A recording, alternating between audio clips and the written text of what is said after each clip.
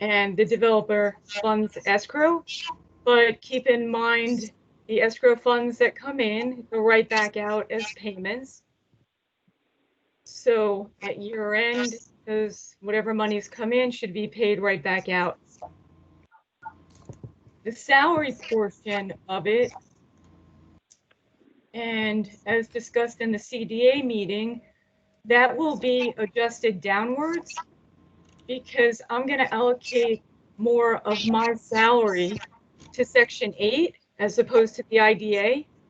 So I'm going to add another 10%. So the total salaries and benefits should go down. So on row, well, the change in net position of the 43,000, that should go down from that change.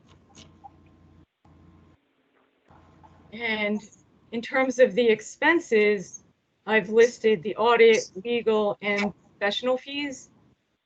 So the legal fees of the 20,000, that's not included in the escrow amount. And we also have admin expenses and other fees.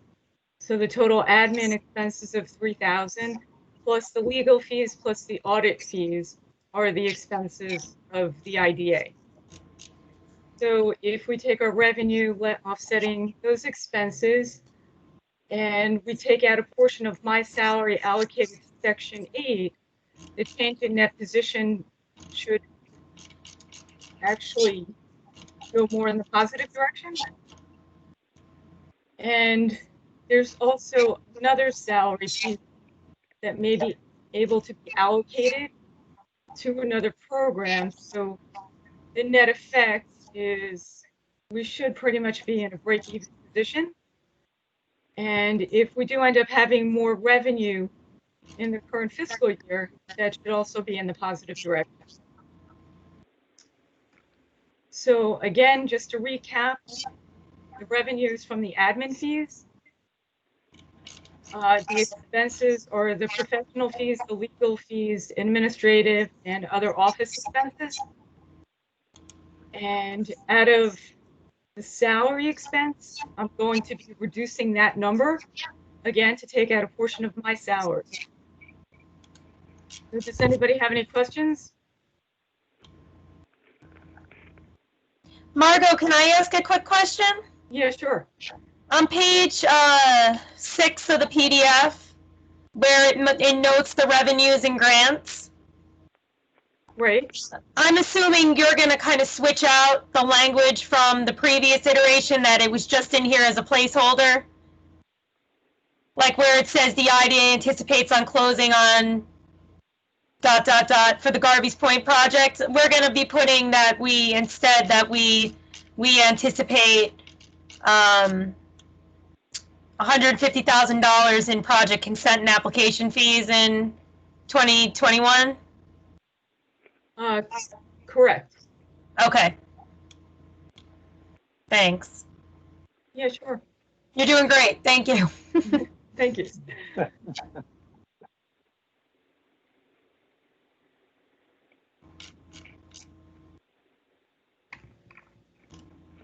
And if anybody, if you would like me to share my screen to get the detailed budget, please let me know.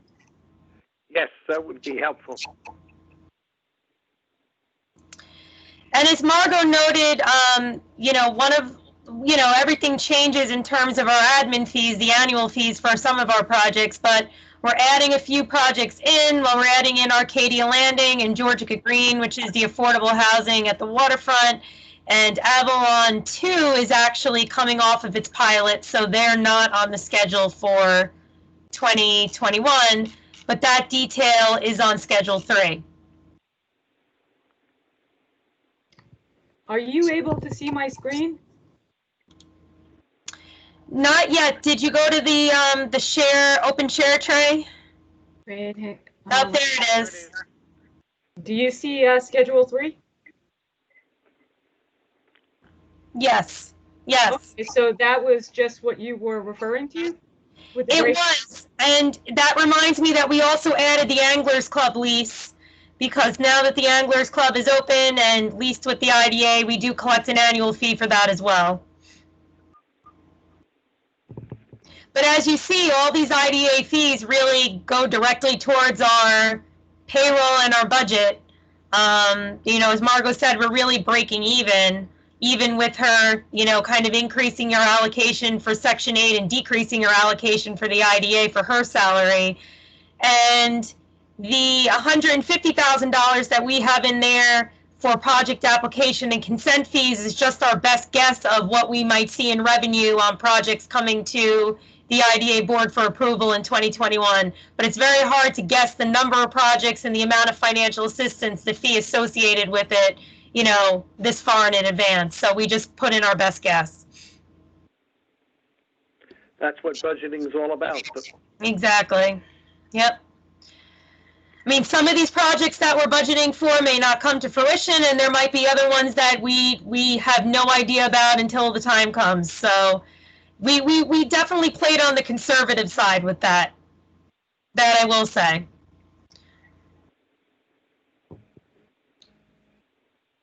Okay, thank you, Ann. So if we go to the summary budget, the net loss that I'm showing should be compensated by the change in the salary allocation.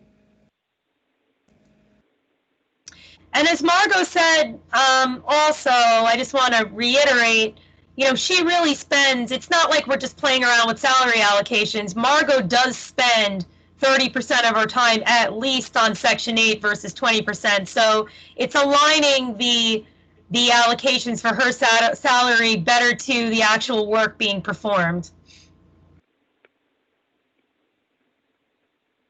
Sounds good to me. Okay, thank you, Ann.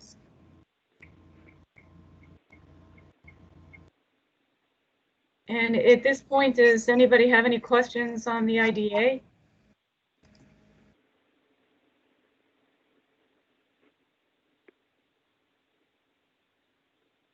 Moving right along. Okay, if you want to go ahead and get to the GICLIC budget, that's pretty much in line with last year. So admin fees are at 2,000.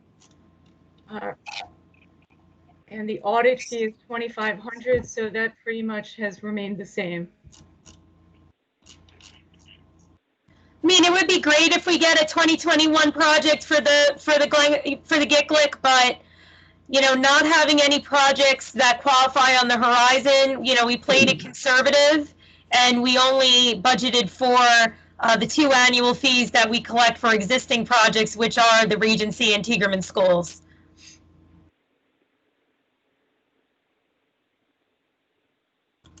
And that's the admin fee of the 2,000.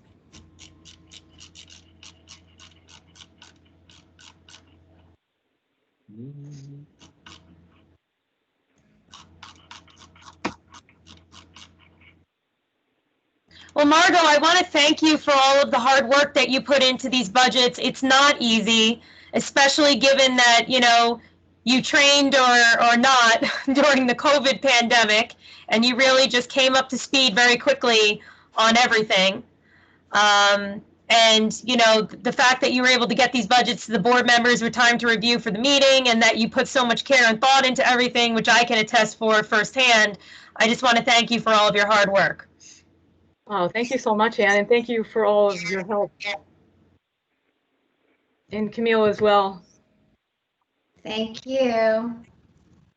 All right, so if there's nothing else to review, then the final budget will be distributed to the board, and the formal adoption of that budget will take place at the September 22nd IDA GICLIC meeting.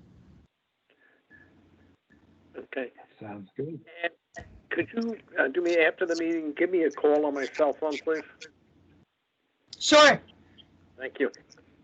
Okay. Well, thank you so much, everyone. Thank you. Thank you, Margot. All right. Thank Good you. night.